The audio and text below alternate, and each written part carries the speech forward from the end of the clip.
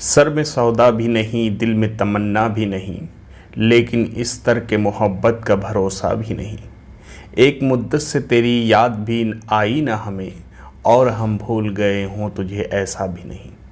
तो हेलो दोस्तों, अस्सलाम वालेकुम। कैसे हैं आप सब लोग। मैं हूं अलीम, हाजिर हूं अपने चैनल उर्दू जहां पर एक नई एजुकेशनल वीडियो के साथ। दोस्तों, गज़ल की यूनिट का यूजीसी नेट के जो गज़ल की यूनिट है उसके ये आखिरी वीडियो है। इससे पहले तमाम शोरा का हमने कवर कर लिया है। अगर आपने नहीं देखा तो हमने प्लेलिस्ट बना दिया है, डिस्क्रिप्शन में लिंक भी मौजूद है, आप उस पर क्लिक करके देख सकते हैं। चैनल को सब्सक्राइब करें दोस्तों और वीडियो पूरा देखें। इंशाल्लाह उम्मीद है कि फ़राक गोरखपुरी के जो है उनके बारे में जितनी भी चीज़ें हैं, जो भी मालूमात है, हम इसको कवर करेंगे और आपका पूरा टोटल कॉन्सेप्ट क्लियर हो जाएगा। उर्दू के फेमस शायरों में से एक हैं, जदीद शायरों में से जो एक हैं। इनकी शायरी की इनफरादियत के बारे में भी गुफ्तगू होगी, इनके कारनामों के बारे में गुफ्तगू होगी, इनके मशहूर शायरों के अशार के बारे में गुफ्तगू होगी। तो वीडियो के एंड तक बने रहें दोस्तों और चैनल को ज़्यादा से ज़्यादा शेयर भी करते चले जाएं। तो चलिए बात करते हैं फ़राक गोरखपुरी की। तो फ़राक गोरखपुरी साहब जो हैं, गोरखपुरी तो इनके नाम के आगे लगा है, इस वजह से आप समझ सकते हैं कि गोरखपुर में इनकी पैदाइश हुई थी। इनका पूरा नाम जो है अक्सर सवाल में भी ये पूछा जाता है कि इनका मुकम्मल नाम क्या है, पूरा नाम क्या है। तो रघुपति सहाय इनका पूरा नाम था। ये याद रख लीजिए, अपने जहन में बिठा लीजिए। रघुपति सहाय फ़राक गोरखपुरी 28 अगस्त को 1896 ईस्वी में गोरखपुर के एक कस्बे में पैदा हुए थे। और गोरखपुर में 3 मार्च 1982 ईस्वी को इनका जो इंतकाल हुआ था वो दिल्ली में हुआ था। दिल्ली में गए थे वो अपनी आंख का इलाज कराने के लिए और वहीं पर उनका मतलब कुछ ही दिनों में इंतकाल हो गया था। तो वो एक हादसाती तौर पे दिल्ली गए थे, वरना वो ज़्यादातर वक्त उन्होंने जो है इलाहाबाद में ही गुजारा था। जोश के इंतकाल के 9 दिन के बाद उन्होंने इंतकाल किया था। जोश मलिहाबादी देखिए 1896 में वो भी पैदा हुए थे और 1982 में उनका भी इंतकाल हुआ। 9 दिन के बाद फ़राक गोरखपुरी का इंतकाल हुआ था। ये इस वजह से मैं बता रहा हूँ आपको दोस्तों, क्योंकि फ़राक गोरखपुरी और जोश मलिहाबादी के दरमियान बहुत गहरे ताल्लुकात थे और दोनों बहुत ही अच्छे दोस्तों में से एक थे। हम मतलब एक ही साथ पैदा हुए थे, एक ही साथ उनका इंतकाल हुआ। तो फ़राक गोरखपुरी, जब जोश मलिहाबादी का जब इंतकाल हुआ था तो फ़राक गोरखपुरी एक तरह से वो टूट से गए थे और बिल्कुल ही मतलब वो उनको एहसास हो गया था कि अब मैं भी ज़िंदा नहीं बचूंगा। और यही हुआ, 9 दिन के बाद उनका भी इंतकाल हो गया। दिल्ली में उस वक्त मौजूद थे, ठीक है। वालिद इनके थे गोरख प्रसाद सहाय इबरत, उनका तखल्लुस था। ये भी शायर थे, शायरी करते थे, वकालत भी करते थे। 18 जून 1918 ईस्वी को ये इनके वालिद साहब जो थे गोरख प्रसाद सहाय, इनका इंतकाल हो गया, ठीक है। ज़मींदार घराने से थे, कायस्थ घराना था इनका, ठीक है। और ये हादसा ये हुआ कि 1918 में फ़राक गोरखपुरी साहब जो है ग्रेजुएट भी हुए थे और उसी साल इनका इंतकाल भी हो गया था, इनके वालिद साहब का, ठीक है। फ़राक गोरखपुरी के यहाँ से जो है पहले तो बहुत ही मतमूल घराना था। उनके वालिद साहब जो थे अच्छे थे, वह वकालत करते थे। लेकिन चूंकि फ़राक गोरखपुरी के यहाँ पे मतलब घर के बड़े थे, उनके छोटे भाई थे, इस तरह से उनके ऊपर एक गैर मतलब ज़बरदस्त तरीके से जिम्मेदारी आ गई, तो जिसके वजह से वो आगे की पढ़ाई भी जारी नहीं रख सके। और यहाँ से एक उनकी गमज़दा ज़िंदगी की शुरुआत हुई। काफ़ी ज़्यादा मतलब गमगीन रहे ज़िंदगी उनकी, ज़बरदस्त मतलब गमज़दा रही वो। उसके पीछे कई सारे वजूहात हैं। एक तो ये है कि 18 साल की उम्र में उनकी शादी जो है किशोरी देवी से करवा दी गई थी। अब ये किशोरी देवी जो उनकी बीवी थी, फ़राक गोरखपुरी लिखते हैं कि ये हमारी शादी जो हुई धोखा से की गई थी, धोखे से की गई थी। उस वक्त रिवाज था कि मतलब दुल्हन को या लड़की को देखा नहीं जाता था, घर वाले नहीं देखते थे। और इनके यहाँ अजीबो गरीब रिवाज था कि वो लड़की को जो है नौकरानी जाके देखती थी और नौकरानियाँ देखती थी और वो पसंद करके डन कर देती थी, उसी से शादी हो जाती थी। तो फ़राक गोरखपुरी साहब ने उस लड़की को देखा नहीं था, किशोरी देवी को देखा नहीं था और बहुत ही बदसूरत किस्म की वो औरत थी। तो फ़राक गोरखपुरी उसकी बदसूरती के बारे में ज़बरदस्त लिखा है उन्होंने और ज़िंदगी भर उससे नाला रहे। उसे कभी उन्होंने मोहब्बत नहीं किया, प्यार नहीं किया। लेकिन लड़के हुए थे, ठीक है। लड़के दो लड़कियां थी और एक लड़का भी हुआ था। लड़का तो मतलब नौजवानी के आलम में ही उसने खुदकुशी कर ली थी।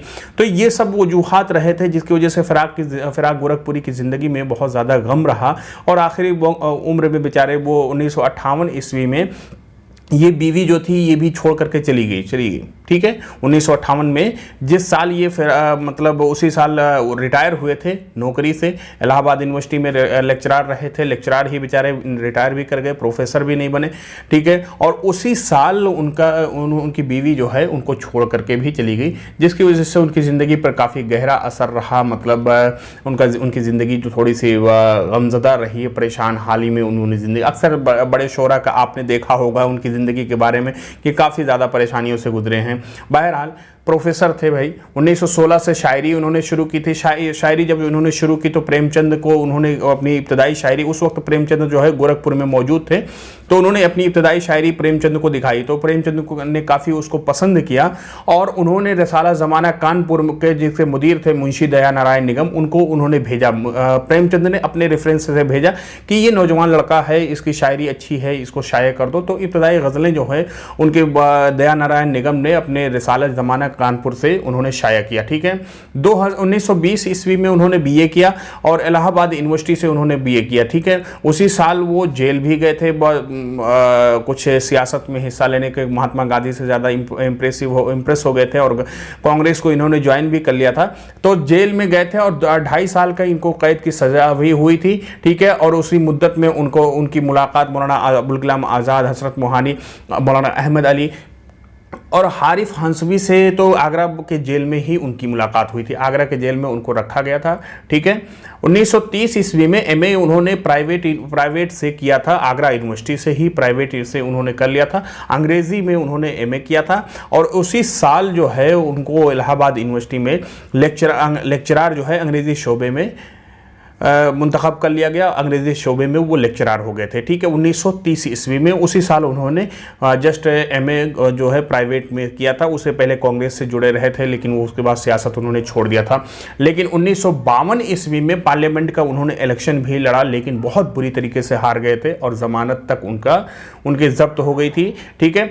हालांकि जवाहरलाल नेहरू, इंदिरा गांधी से इनके बराह रास्त ताल्लुकात थे और ज़बरदस्त ताल्लुकात थे, लेकिन इन्होंने कभी भी उस चीज़ का फ़ायदा नहीं उठाया था जवाहरलाल नेहरू या इंदिरा गांधी से कि डायरेक्ट वो सिफारिश कुछ कर दें या इस तरह से। वो आप ये समझ लीजिए कि बेचारे वो इलाहाबाद यूनिवर्सिटी में लेक्चरार हुए थे, ओहदे पे फायज हुए थे और लेक्चरार भी ही 1958 में लेक्चरार पे ही वो रिटायर कर गए, वो प्रोफेसर तक नहीं बने। उसके पीछे कई सारे वजूहात थे। देखिए, वो कभी क्लास लेने नहीं जाते, शराब बहुत ज़बरदस्त पीते थे और मुशायरों में अक्सर शरीक रहते थे तो क्लास नहीं लेते थे या जब मन कहा तब क्लास लेते थे। अंग्रेज़ी की क्लास में वो उर्दू ज़बरदस्त पढ़ाते थे, शायरी ज़बरदस्त पढ़ाते थे, तो इस तरह से उनकी शिकायतें काफ़ी यूनिवर्सिटी को रही थी। तो बहरहाल प्रोफेसर नहीं बने, लेकिन उसके पीछे अगर जवाहरलाल नेहरू उस वक्त के प्राइम मिनिस्टर थे, उनके बराह रास्त ताल्लुक थे। इंदिरा गांधी लास्ट टाइम पे जब वो दिल्ली में आए थे तो इंदिरा गांधी पर्सनली उनको 5,000 रुपया दे करके मतलब इलाज उनको करवाने के लिए कहा था। तो ये सारे ताल्लुकात थे, लेकिन फिर भी उन्होंने कभी इसका फ़ायदा नहीं उठाया। 1952 ईस्वी में पार्लियामेंट का इलेक्शन लड़ा, बहुत बुरी तरीके से हार गए। 1961 ईस्वी में, ये इंपॉर्टेंट आप लोग याद रखिएगा, 1961 ईस्वी में गुले नगमा पर उनको साहित्य अकेडमी अवार्ड मिला था, ठीक है, 1961 ईस्वी में। और 1965 ईस्वी में सोवियत लैंड नेहरू अवार्ड उनको दिया गया था, उस वक्त का बड़ा फेमस अवार्ड था ये। और 1969 ईस्वी में, ये वेरी इंपॉर्टेंट है, गुले नगमा पर उनको ज्ञानपीठ अवार्ड दिया गया था। तो ये पहला अवार्ड था जो किसी उर्दू के शेरी मजमूए पे या उर्दू की किसी किताब पर या उर्दू के किसी अदीब को ज्ञानपीठ अवार्ड दिया गया था, ठीक है। तो उसका ज्ञानपीठ का ट्रिक हमने बना रखा है कि फे काफ काफ फिराक गोरखपुरी, कुर्रतुल ऐन हैदर, सरदार जाफरी और शहरियार, फे काफ काफ और फिराक गोरखपुरी और कुर्रतुल ऐन, फे काफ सीन शीन, फे काफ सीन शीन, इस तरह से आप लोग याद रखिएगा, ठीक है। इसका ट्रिक हमने बता रखा है और इसको याद रख सकते हैं। तो फे काफ सीन शीन, फिराक गोरखपुरी, कुर्रतुल ऐन हैदर, सरदार जाफरी और शहरियार, इन चारों को ही ज्ञानपीठ अवार्ड दिया गया है, ठीक है। तो यहाँ से उनकी ज़िंदगी के बारे में ख़त्म होता। अब यहाँ से देखिए उनके शेरी कारनामे क्या क्या हैं। तो 10 उनके शेरी मजमूए हैं, 10 उनके शेरी मजमूए हैं और 10 उन्होंने अपने उन्हीं शेरी मजमूओं से इंतखाब भी शाया किया था, ठीक है। अब 10 जो शेरी मजमूए, इंपॉर्टेंट जो शेरी मजमूए हैं, यहाँ पे हम उसको बता दे रहे हैं आप लोगों को। सबसे पहला शेरी मजमूआ उनका है तोहफ़े खुशतर, जो 1922 ईस्वी में ये पहला शेरी मजमूआ है। और शोले साज जो है 1945 ईस्वी में लाहौर से इनका शाया हुआ था, ये इनका दूसरा शेरी मजमूआ। पहले शेरी मजमूए के बारे में कुछ पता नहीं होता, सिर्फ किताबों में में जिक्र उसका मिलता है। लेकिन शोले साज यहाँ से मशहूर है ये मजमुआ, ठीक है, शोले साज। रूह कायनात 1945 ईस्वी में ये मजमुआ शाया हुआ था। इसमें रुबाइयाँ और नज़में वगैरह थी, गोरखपुर से शाया हुआ था। तो आप लोग ये याद रखिए कि मतलब शेरी मजमुआ कब शाया हुआ, कहाँ से शाया हुआ, क्योंकि यूपीटीजीटी में इससे पहले पूछ चुका है सवाल कि नासिर काज़मी का शेरी मजमुआ बरगने कहाँ से सबसे पहले शाया हुआ। तो इस तरह के सवाल भी बनते हैं। तो उनका देखिए दूसरा जो शेरी मजमुआ है मशाल, 1946 ईस्वी में 45 के बाद शेरी मजमुआ मशाल शाया हुआ, लखनऊ से शाया हुआ। और रूप, ये बहुत ही मशहूर उनका शेरी मजमुआ रूप, ये रुबाइयों का मजमुआ है, ठीक है, सिर्फ और सिर्फ उनकी रुबाइयाँ हैं इसमें, बहुत ही मशहूर मजमुआ है उनका। 1947 ईस्वी में ये शाया हुआ था इलाहाबाद से। अब इसके बाद सारे मजमुए उनके इलाहाबाद से शाया हुए, क्योंकि वो इलाहाबाद में असिस्टेंट प्रोफेसर थे, लेक्चरर थे। रमज़ो किनायात उनका शेरी मजमुआ मशहूर है, 1947 ईस्वी में ये भी इलाहाबाद से शाया हुआ था। गुले नगमा, जिस पर साहित्य अकेडमी अवार्ड और जिस पर ज्ञानपीठ अवार्ड दिया गया है, ये इसमें 1959 ईस्वी में ये मजमुआ शाया हुआ था। इसमें रुबाइयाँ भी हैं, नज़में भी हैं, गज़लें भी हैं। और ये मजमुआ कहाँ से शाया हुआ था? इलाहाबाद से शाया हुआ था, ठीक है। और गज़लिस्तान, शबनमिस्तान, ये दो शेरी मजमुए 1965 ईस्वी में इलाहाबाद से शाये हुए थे, गज़लिस्तान और शबनमिस्तान, ठीक है। शेरिस्तान इलाहाबाद से, धरती की करवट 1966 ईस्वी में, ये दोनों मजमुए शेरिस्तान और धरती की करवट ये 1966 ईस्वी में दोनों मजमुए जो हैं इलाहाबाद से शाये हुए थे। और गुलबांग जो है 1967 ईस्वी में इलाहाबाद से शाया हुआ था। पिछली रात 1969 ईस्वी में ये भी इलाहाबाद से, और चिरागा जो है 1966 ईस्वी में शाया हुआ।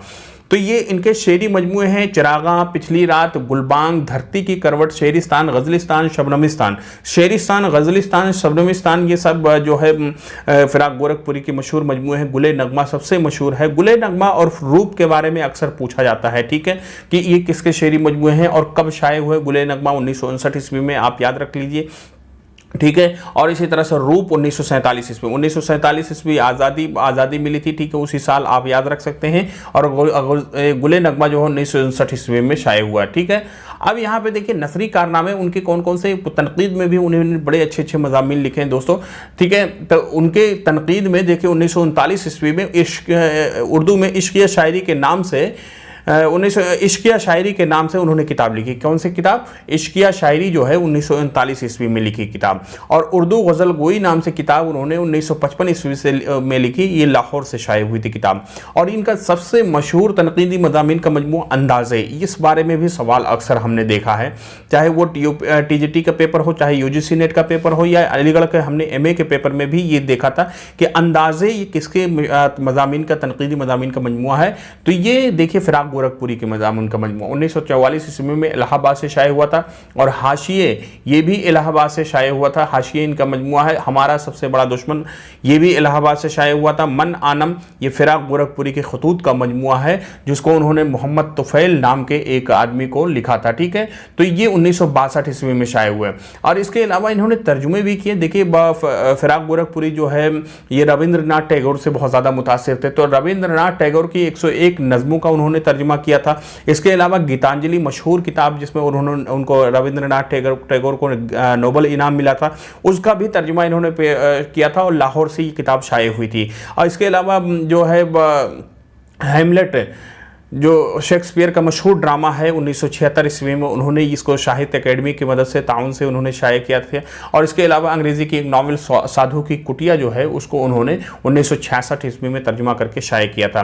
तो ये उनकी तराजिम हैं, तर्जुमों के कारनामे हैं। इसके अलावा गज़लों के कारनामे उनके जो हैं, ये सारी चीज़ें हमने बता दी हैं, ठीक है। अब यहाँ से देखिए दोस्तों, उर्दू में जो फिराक के कुछ मशहूर अशार जो हैं, उसको हम देख लेते हैं, जो अक्सर सवाल में पूछ लिया जाता है कि ये शेर किसके हैं, ठीक है।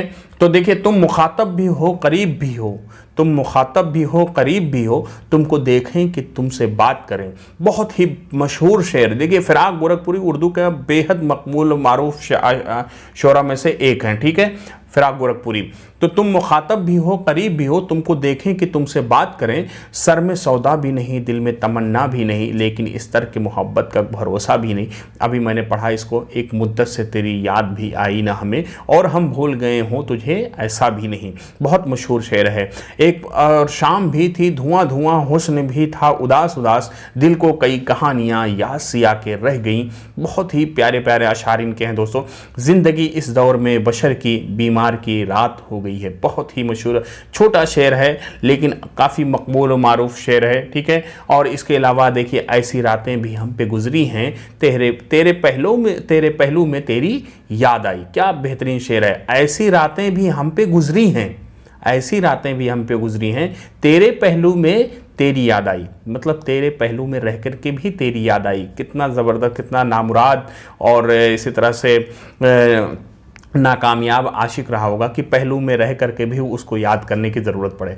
अब आगे देखिए, तबीयत अपनी घबराती है जब सुनसान रातों में, हम ऐसे में तेरी यादों की चादर तान लेते हैं। बेहद मशहूर शेर है। तबीयत अपनी घबराती है जब सुनसान रातों में। क्या बेहतरीन शेर है। सुनसान रातों में जब अपनी तबीयत घबराती है तो हम ऐसे में तेरी यादों की चादर तान लेते हैं। यादों की चादर, क्या बेहतरीन तजसीम किया है इन्होंने, ज़बरदस्त पर्सोनिफाई किया है उस याद को, ठीक है।